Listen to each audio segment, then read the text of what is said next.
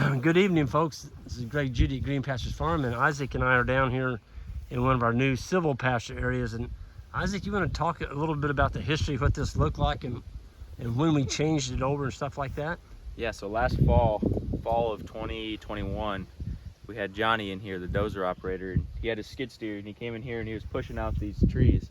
So what we had was a bunch of elm and soft maple up in here, and they were so thick, they were probably spaced every 5 to 10 feet. And 5 to 10 feet apart. Trees like that, that big. You could just about, you really couldn't even get in there with the four-wheeler. Was there any grass growing underneath it? No, it was like mud. They used it to shade, the cattle did, and there's a real low spot there too, so it was always full of water. Mucky. Yep. And so we came in here and pushed it out last fall, and after Johnny was done, got it all leveled, we threw some fescue seed down.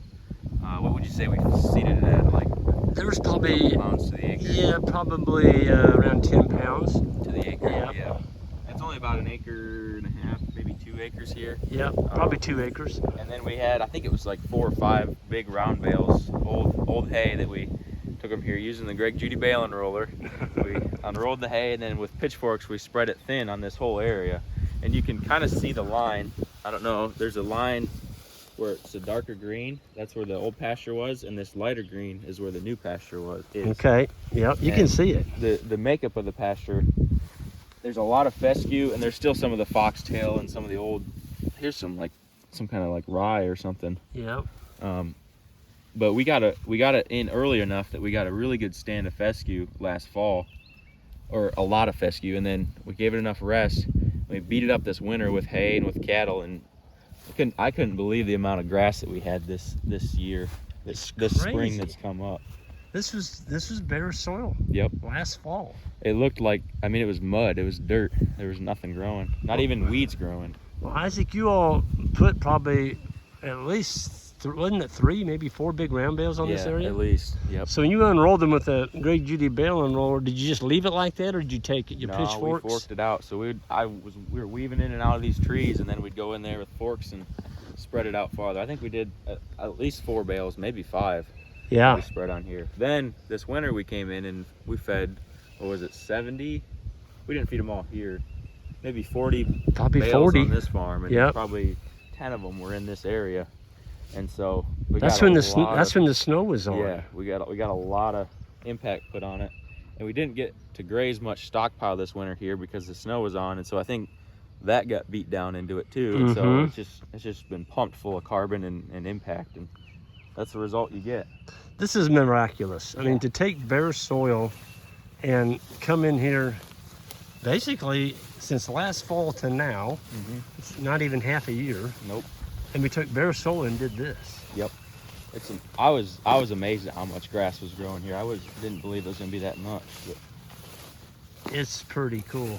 And you can tell the cows really like this. There's even some legumes coming up too. You've got some clover and some fool's clover and some other stuff coming up. Yep. So they're getting, it's already in just 6-8 months, it's become pasture to where before we weren't getting anything from it. Yeah, and so this was a major part of this area right here, and you turned them in here, you're like, well, there's where all of our manure is going to go, right in that. It looked like a dark forest, didn't it? Yeah. Now you can see that some of those are even just, we could almost take out 2 or 3 more of those trees in there. They're too thick. They're still a little too thick, but yeah, compared to what it was. Well, you can see the brush pile over there. Oh yeah. It's probably 12, 14 foot tall. And it's big. Yep. He's got them stacked in there like cordwood. Yep. Yep.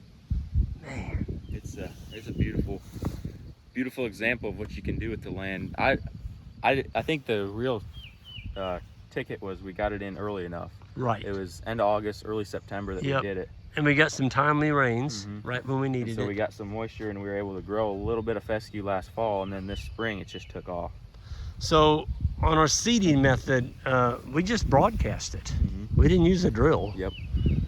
And I remember going across it with the spin seeder on the back of the ATV, and the dirt, Johnny had just left, and so we hadn't had a rain on it, and so that dirt was a little bit fluffy on top. And then when we got that rain, it seeded it in there just perfect. Seeded the hay on top of it. Yeah, put the hay on top of it.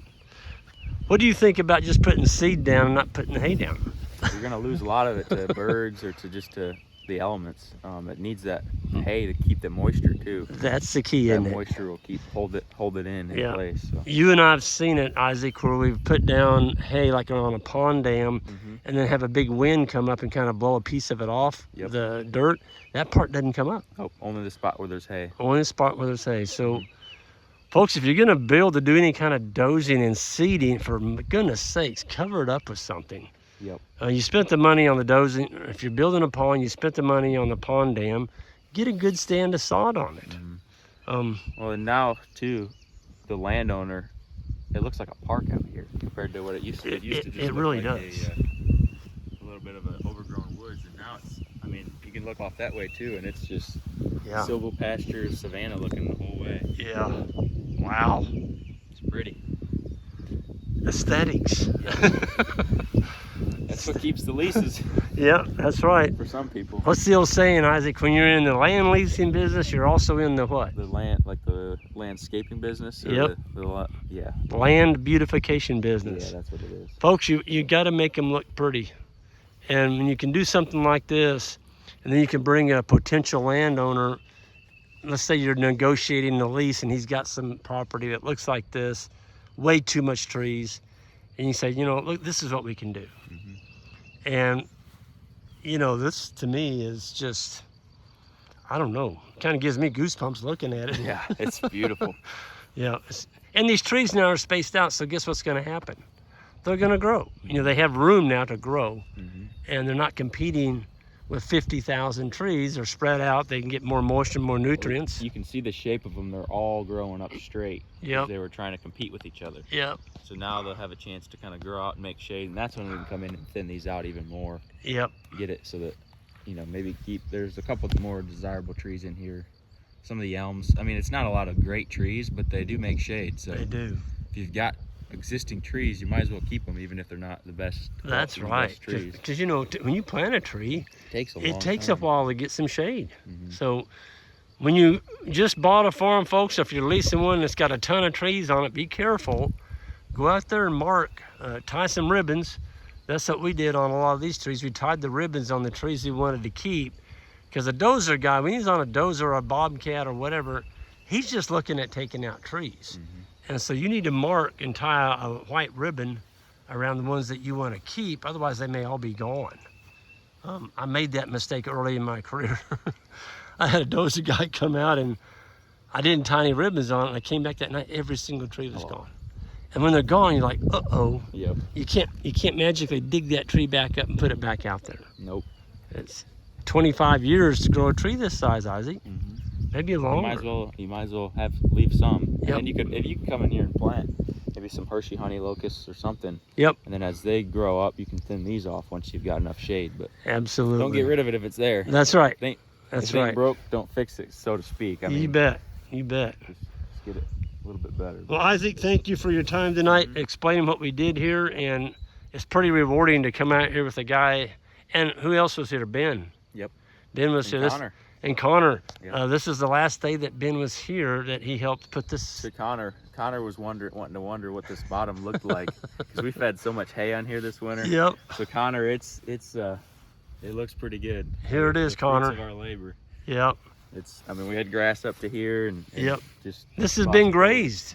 I don't know if we've really emphasized that. We've already brought the cattle through here 2 days ago. Yeah. Yep. So this is what we're leaving, folks. Yep. People say, but Greg, why did you move them when you got all this grass? It's because grass grows grass. If you leave some, you're going to grow more. If you take it all, it's going to be hard for it to come back because you didn't leave any solar collectors intact. So with that, I'm going to go ahead and sign off here. Everyone have a good one. And on the way out, hit that subscribe button, and everyone have a great day.